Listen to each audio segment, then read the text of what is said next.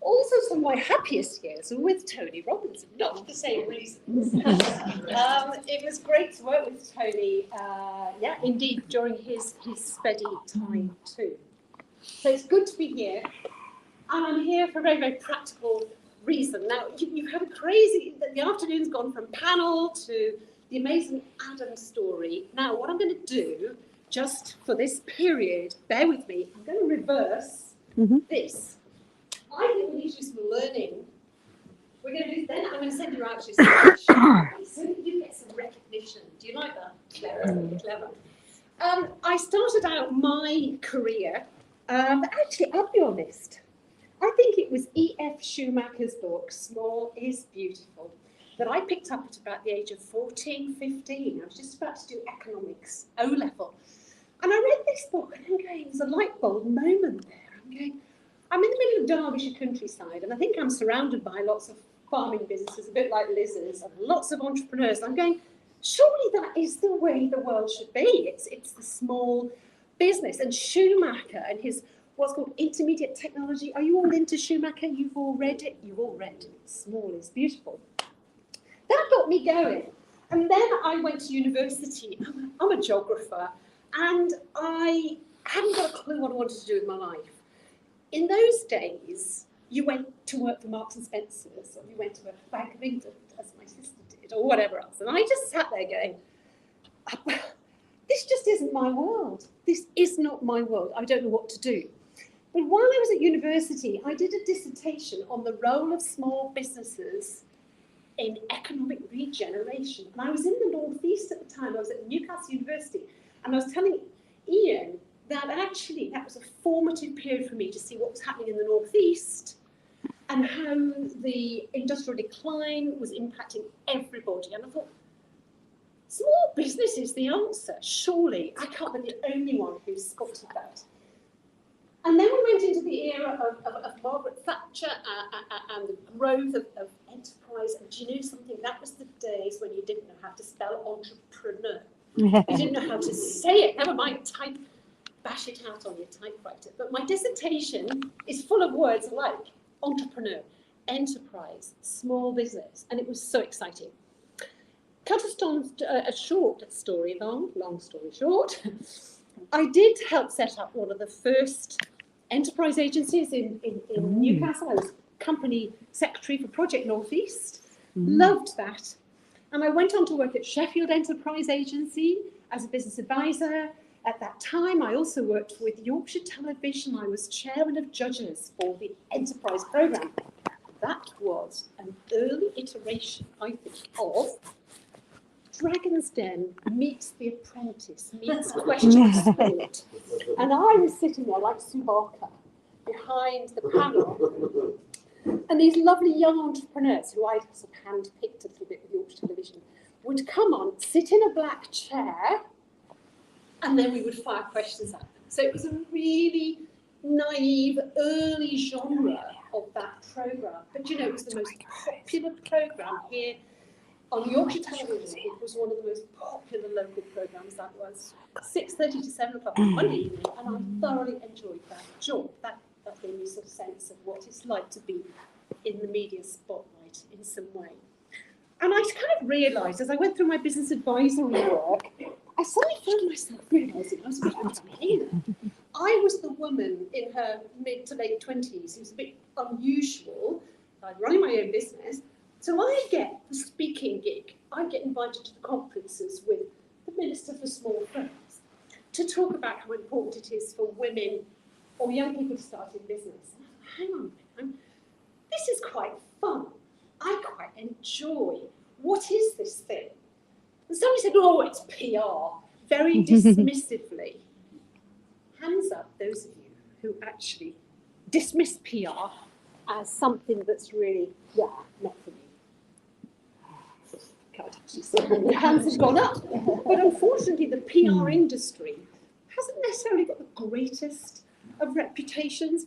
So I'm glad that when I finally set up my own public relations agency, I've been a businesswoman looking at things holistically, in the round. Now, what I want to do with you guys, I want to equip you, those of you here in the audience, but most importantly, those of you who are watching from wherever you are in the world, I want you to be good at your own PR. I want DIY PR to be etched. Well, I don't know. Where do you etch things these days? Do you put it on your bedpost? Maybe behind the screen. Whatever it is. But I just want you to feel that running right through you like a stick of rock, I think as Tina was saying, Microbiz Matters runs through her like a stick of rock. PR runs through you too, like a stick of rock. 25 years on from starting my career, I decided I wanted to write a book. And I met the most wonderful couple of guys, authors. Now, hands up those of you who have read The Beer Mat Entrepreneur. The Beer Mat Entrepreneur by Mike Southern and Chris West. If you haven't, can I strongly recommend you get a copy. It's now into its 3rd edition, and it's 20 years old this year. And it's a good read because the Beer Mat way of doing things is take business principles and make them simple, but do them very well. Yeah? So I met Mike and Chris in London one day, and I sidled up to them and said, look, guys, I love the way you write and the way you are. Could I write PR on a beer mat, please? Because you've written sales and finance on a beer mat. And they said, well, okay, have a go. So during lockdown, this became my lockdown project, my lockdown baby. Now, Tony said, come and talk about your book. No, I don't like to do that, really. I'm actually not very good at my own PR, I'll be honest. What I want to do, while I hide my book behind my back now, is I'm going to walk you through the 12 beer mat PR lessons that you will find in the book. Because that's a really good way of grounding everything you need to know about PR. And we're going to do it in about 7 minutes. Are you up for that? Yeah. Right, get your beer mats out. Get your beer mats out. Then you tear them in half so you have got some card to write on. And the idea is that with PR, you plan it, sustain it. What does that mean? Keep going. Just don't stop. But above all, you're going to make some noise. And I've sat here this afternoon, and there's been a very common thread from Jill, from Liz, from Ian. It's been about make some noise. Tell everybody out there that you're the best business in your business, and you're the best person to do it. So I want to send you out today. Either you're entrepreneurs, you're running a business, or you might be business advisors, you might be influential in any way, shape or form. Share these lessons, please, with as many small businesses as you can. And that is my role. That is my role this afternoon, to send you out, to pick up the mantle from Tony and Tina. MicroBiz Matters does not stop here. And you're going to go off and do it. Nice. Now then, my beer mat lessons. There are 12. Let's run through these. Lesson number 1. PR is for me and my new venture. Straight away, what does that tell us? Public relations or publicity is not just for the big guys with the big budgets. Do you remember, you were back at school, as Adam was saying, he got a reputation at school, maybe not such a great one, but we start to build our reputations, don't we, from the very beginning, from school, uni, and then into the business. Now, the reason you need PR, it's a part of your marketing plan, and your marketing plan is part of your company plan, your business plan. So it's a fundamentally important tool, because what you're trying to do is you're trying to help people understand who you are, what you do, but most importantly, why you do it. It's the why, isn't it? Why you do it. And you're going to do that because it's going to impact their behaviour and their attitudes towards you. Yeah? So it's a tool to change people's behaviours so that, a little bit like Adam, we love him. We want to be around him. We love his business. Mm-hmm. If you're nice, if you're a pleasure to be with, and you're a pleasure to work with, more and more people will do that, but they need to know you. So you have got this opportunity to use this amazing tool. However, you're going to bootstrap to start with, aren't you? Because you can't afford me. And by the way, I don't expect you to use me, and that's why I would want you to do it yourselves. Lesson number 2. Me and my new venture are unique. Number of times people say to me, oh, Louise, who's going to be interested in me? I mean, a journalist or, who's going to ask me? I said straight away, right, you need to keep a diary. Now, you all need to do this now.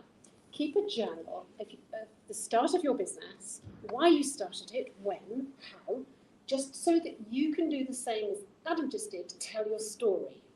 So the journal and the diary is going to be useful from day 1, because in about 5 years' time, a journalist will say to you, oh, you're a great case study. I hate that word. Example, case study of a small business owner. Tell us your story. You are unique. There's nobody else like you at all, and nobody like you has tackled the business you're growing. So to be honest, you are unique. Make the most of that, but keep a record of the stages you've gone through, the issues you've faced, and so on. Number 3, all right. So we're going to be great communicators, and that's what I want you to be as you head off into this wonderful world of public relations, publicity. Don't waste time and money by thinking you can just send some news out or go to an event and think you've hit the right note and you're going to get to the right people. So this is target, target, target. What are we targeting? First of all, we're being very clear about our message. What exactly is it we want people to know? I mean, Jill was great. She told us all about the organisation, the responsible business. But get that messaging right. And if possible, fine it down, get it right down to a tiny nugget, something that people will remember. Target that message. What is it that it expresses your values and your culture? Number 1. Then you want to target to the people you're trying to get at. Now, my job as a PR consultant is to help a client recognise either whether they're trying to get to mums aged 35 with 2 children living in Dorset, right? Or whether they're trying to get to businesses, perhaps life science, bioscience business. Can you see there's such a difference? So again, within your plan, you'll be saying, these are actually my audiences. We call them public relations, it's the audiences. It's the publics that you're trying to get to. So you have to be quite brutal and say, do you know something? I'm not interested in the people of Derbyshire because I'm interested in the people of Yorkshire, yeah? And therefore you will very carefully target your messaging. And the final target is, so what media, what channel do I use? How do I get my message out? And on this point, and it's the point I make in my book, is please don't think public relations or PR stands for press release. It doesn't. It's not just about media coverage, which is very, very valuable. But it is actually extra things. Like I was talking to Jane earlier, she was saying, Louise, is there anything in your book about networking? Well, yes, there is, actually. That is building a relationship with your publics. Maybe speaking like I'm doing now. Maybe even writing a book. But certainly taking those opportunities to do anything other than media work, actually to raise your profile. So that's the targeting. However, something that I have to grapple with every day with clients is news should be topical and timely. Honestly, you and I are consumers of news, aren't we? And we would wonder sometimes, what on earth is that story? Why on earth has the local paper covered that? Because I don't find that very interesting. Journalists have a job to do, and that is to select an item of information that they've got that they're, amazing. That's the first time that has happened, or that's the last time it's happened. And so it's got to be topical. So what's happening at the moment in the news? What's topical? Well, look around you if you're looking at getting coverage locally, what might a journalist be covering already that you could actually add to a story, maybe your story? Sadly, of course, we know that on the global stage, the world news is pretty grim. But actually, do you know something? I'm doing some PR work with some refugee charities. And so you can imagine that now the local media are really interested to find those families who are taking in Ukraine, the Ukrainian women and children. And so the social affairs editors of the BBC locally, they'll all be looking around now to find stories to be able to illustrate exactly what's happening. And you and I are going to be very interested in that. So topical and timely. And sometimes I have to say to my clients, who range from hospitality business, Institute of Business Ethics I'm working with at the moment, Brunel University, I have to say to them sometimes, so what? When they come up with a news, something they think is newsworthy, it's, well, so what? And that's what journalists ask very often. If you pick the phone up to the journalist and say, I've got some news for you, and I just run it past you, you've got about 10 or 20 seconds to do that. There'll be a silence at the beginning. So what? You've got to justify it. You've absolutely got to justify it. And that leads me nicely on to think like a journalist. I have to do that, very much so. And in the book, I've actually interviewed 3 or 4 national journalists, from Richard Tyler from the Sunday Times, Tom Witherow from the Daily Mail, Maisha Frost from the Daily Express. Anybody worked with Maisha? She's wonderful. She's covered small business and enterprise, a bit like Liz Barkley has for many, many years. But we have to think like them. They've got a job to do, haven't they? So help them to do their job really well. Provide the information that you might have about yourself. Plain English, please. Timely, get it to them quickly. You know they're dealing with a deadline. They've probably got to meet some kind of deadline, although these days we are working in the 24/7 news cycles. Actually, it's very different from when I first started out, and you'd have the paper would go to print, at 5 o'clock, and you'd have to file your story by 3 for the sub-editor or whatever. All right, but find out, get to know a few journalists, find out how they tick. What gets them out of bed in the morning, and help them do their job.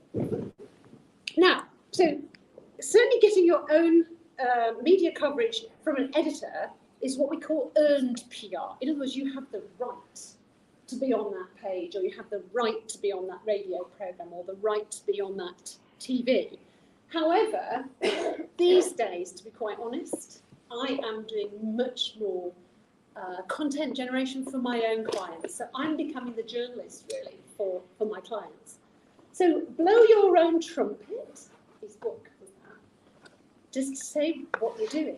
However, if you do that, it's got to sound pleasant to the ear, hasn't it? Now, if I give you an example here, how many of you, really get a bit fed up now with social media posts that seem to be very self-promotional? Oh, we're beginning. Yeah. In other words, you scroll through it very, very, very fast. Here's a bit of a tip for you. If you're posting a post, think to yourself, is this what I call a mirror post or a window post?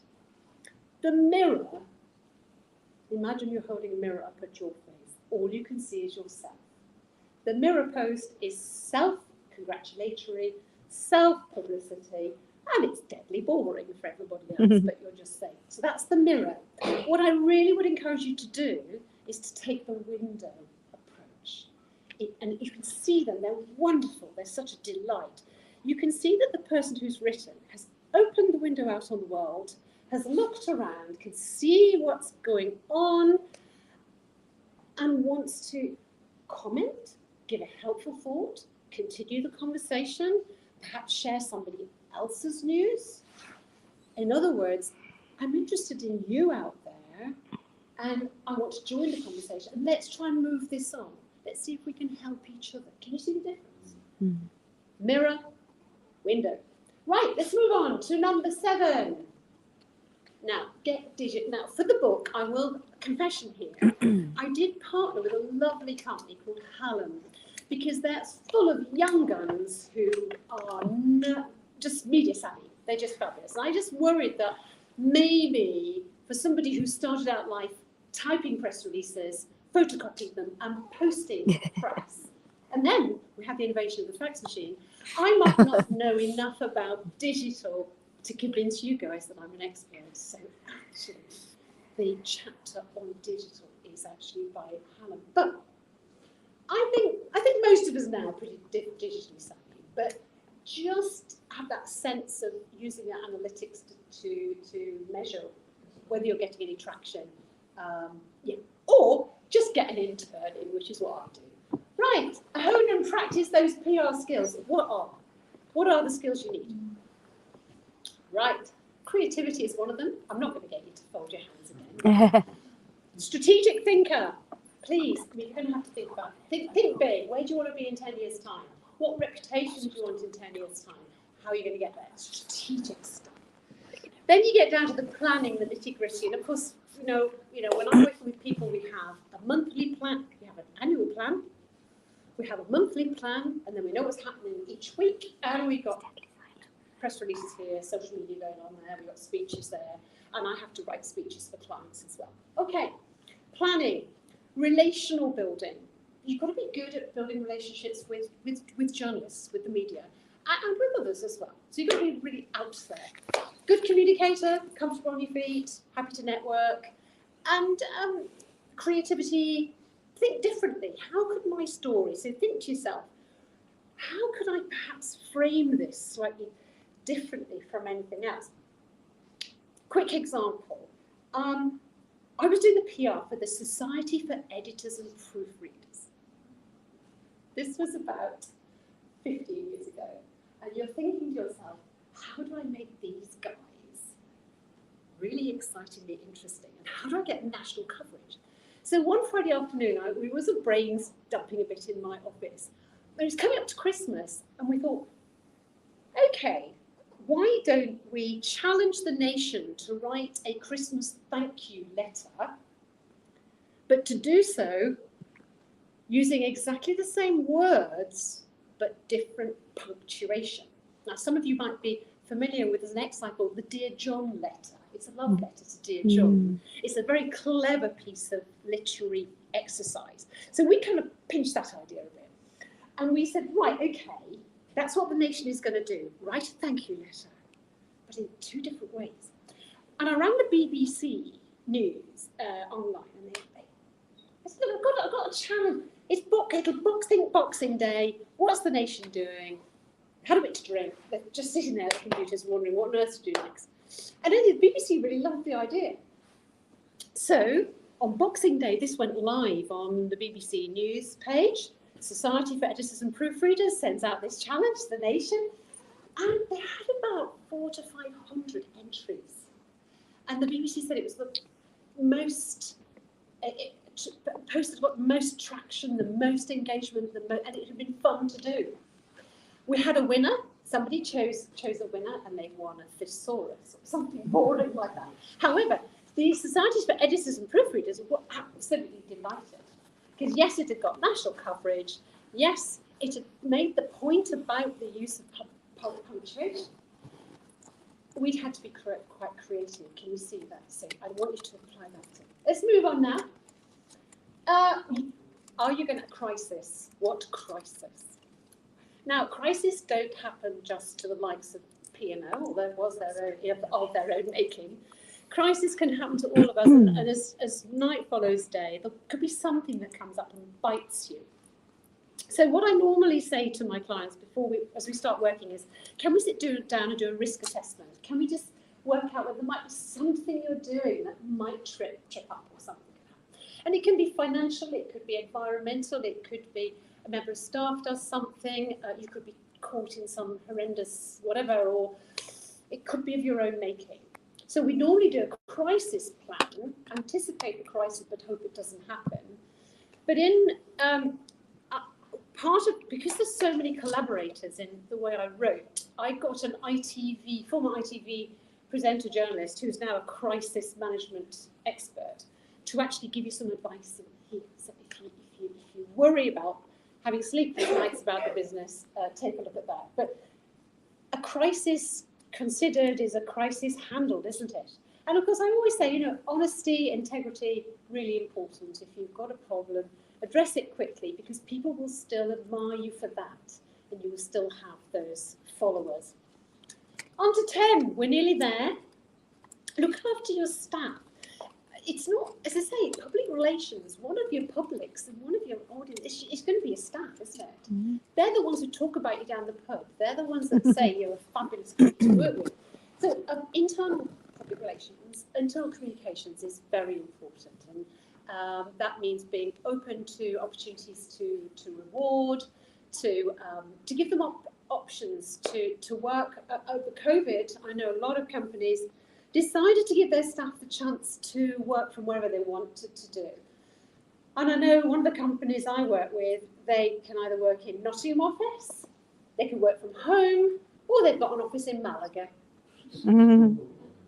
Yeah, well, why wouldn't you? But they're a happy bunch. That's the important thing. And they speak very highly of the company. Now, if all of the above, we're nearly there, if all of the above is a bit overwhelming and you're just going, oh no, Louise, I can't do this myself. It's time to outsource it, a bit like your bookkeeping being outsourced to wherever or whatever. Fair enough. There are individual freelance PRs who are probably very good at their job, I'm sure. But if you're going to take an agency on and outsource it, they're only as good as their brief. Please make sure that they understand exactly what you want them to do. Because if they don't, how are they going to deliver what you need? So it's about managing expectations. Choose an agency that's got the kind of contacts you need, understands your sector, maybe fairly local, but hold them tight to you. Don't just build on some expensive agency from down south. I won't mention capital, but there are an awful lot of agencies clearly who are based down there. But what can tend to happen is that the director will win the contract and you get the intern working on your account. And that is on record. But anyway, choose carefully, but keep them as part of your team. Trust them because they know what they're doing. Finally, just as Adam did, and just as I've done a little bit today, just tell your story. Just tell it as it is to whoever will listen. Because that way, we will, all of us, influence the government, influence those we've talked about, because the Microbusiness Matters campaign is so important. And I'm never going to retire. I was going to say, before I retire, I want this country to be a nation of, not bookkeepers, but necessarily, but, great entrepreneurs. We're only going to do that if we're prepared to step out of that comfort zone, step out of that circle. I don't know whether Adam's left his loop behind, but, it's going, I am proud of what I do. I have customers who are proud of what I do, and they're proud of working with me. I'm quite exciting to work with. This is what I do. Anybody want to listen? And what I deliberately did for this publication was take 5 companies and tell their story. Anybody loves singing but can't sing? Anyone has ever been told to stop singing? So one of my clients is the tuneless. Tony. Right. So, Tony, good news for you. The tuneless choir launched about 7 or 8 years ago now. And the founder has just launched the North York Moors Choir. So for those of you up here who would love to sing but have always been told to stop, you've got a choir just for you. But the tuneless choir, because it's such a lovely concept of people who just sing out of tune, but they love it, has had a lot of coverage, particularly on BBC and stuff, particularly through things like, it's not just about singing, it's about well-being and health and wellness, because singing is very good for the soul, very good. So tuneless choir is a lovely, lovely little company to a story in here. Final thing before I go for questions, if anyone's got any questions, is that I do a lot of work in Uganda. I work for a charity over there, and I'm a volunteer for the Teso Development Trust. And, I love the people there, and I do their PR. And £1 of every sale of the book is going towards trying to sink a freshwater borehole in a village in northeast Uganda.